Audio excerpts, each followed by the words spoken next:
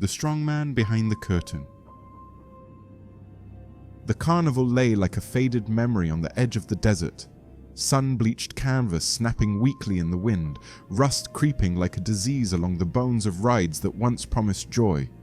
Dust rolled across the empty lot in lazy spirals, settling into cracks and corners no one had the energy left to clean. Bruce Banner stood just outside the entrance, backpack slung over one shoulder, watching the tilt-a-whirl shudder through a slow rotation. The metal groaned, protesting every movement. It sounded tired. He understood that sound. Places like this made him uneasy. Too many people. Too many unpredictable variables. Noise, lights, emotion. All of it added pressure, and pressure was the one thing he couldn't afford.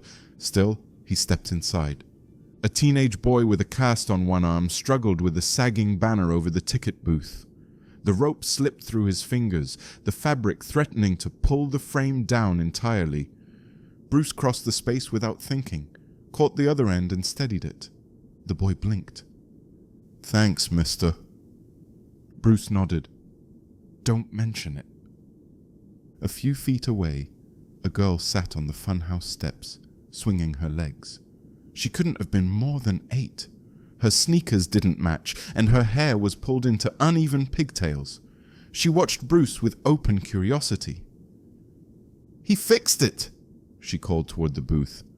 Her mother glanced over distractedly. "That's nice, Rosie." Rosie hopped down and stepped closer, peering at Bruce's hands. "You a mechanic?" "Something like that," Bruce said. She nodded solemnly, as if that explained everything. "I help too." Bruce smiled, despite himself. Behind them, a voice cut through the moment, low, worn, carrying the weight of responsibility. "You just passing through, or you looking for work?" Bruce turned. The woman standing there had shoulders built to carry more than her share. Dark curls were tied back with a red scarf, grease streaking her knuckles. A tool belt hung crooked at her hip. "I fix things," Bruce said. "Could use a few days' pay." She looked around at the sagging tents, flickering lights and silent rides.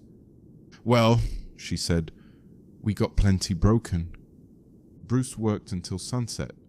He repaired the carousel axle, patched wiring on the popcorn cart, rewired a string of dead bulbs above the booth. His hands moved with quiet precision. Fixing things helped. It gave his thoughts somewhere safe to rest. Rosie followed him like a shadow, asking questions and offering commentary. "That bolt looks sad," she said once. Bruce chuckled softly. "It does." The carnival didn't draw crowds anymore, just tired locals and people chasing memories. But Clara stayed late every night, walking the grounds with a clipboard and a resolve that felt heavier than it looked. Over the next 2 days, Bruce fixed things no one asked him to fix. Tightened bolts, reinforced beams. He watched the crew, a clown who never removed his makeup, a fire juggler with a limp, trapeze twins who trusted each other more than the ropes beneath them. Family of a sort, and beneath it all, fear. Bolts vanished. Fuel lines leaked. Rides broke again after being fixed. Nothing catastrophic, just enough to feel deliberate. On the 3rd night, Bruce found a wrench jammed deep in the Ferris wheel's gears. He stared at it longer than necessary, heart pounding too fast. Anger flared, hot, dangerous. He forced it down, breathing carefully until the heat subsided. Clara wasn't surprised when he showed her.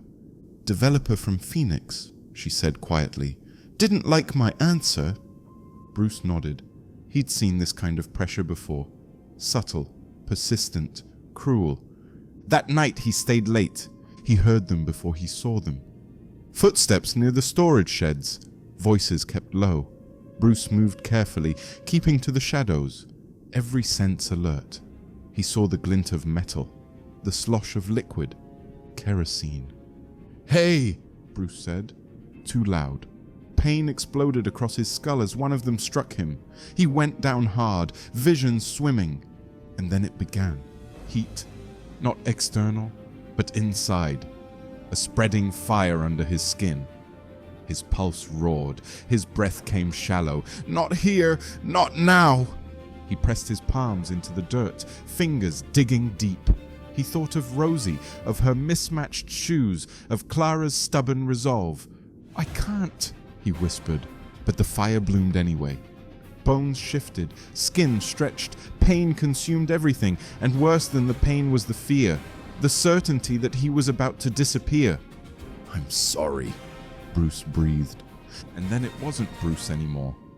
The Hulk rose with a roar that shook the fairgrounds. One of the men ran. The Hulk caught him in 3 strides, slamming him into the dirt hard enough to knock the wind from his lungs, but not enough to kill. The other swung a crowbar. The Hulk caught it, bent it, threw it aside like scrap. Flames spread fast, canvas ignited, screams cut through the night. A smaller scream followed. "Rosie!" The Hulk froze. Smoke poured from the funhouse. The fire crackled hungrily. He tore the door free and plunged inside, heat washing over him. He found Rosie crouched beneath a railing, coughing, eyes wide with terror. He lifted her gently, carefully, and carried her out, shielding her from the flames with his body. Sirens wailed in the distance. The men tried to flee again. The Hulk didn't roar this time. He caught them both, dragged them across the dirt, snapped steel railings and wrapped chains tight around them, binding them to the dunk tank supports. When the police arrived, they found 2 terrified men restrained by twisted metal, witnesses pointing in stunned silence, and a fire extinguished by impossible strength. By dawn, the carnival stood bruised but standing. Rosie sat wrapped in a blanket, unharmed, and Bruce Banner was gone. On her workbench, Clara found a wrench, clean, polished, wrapped in her red scarf. Behind the curtain, the strong man had moved on.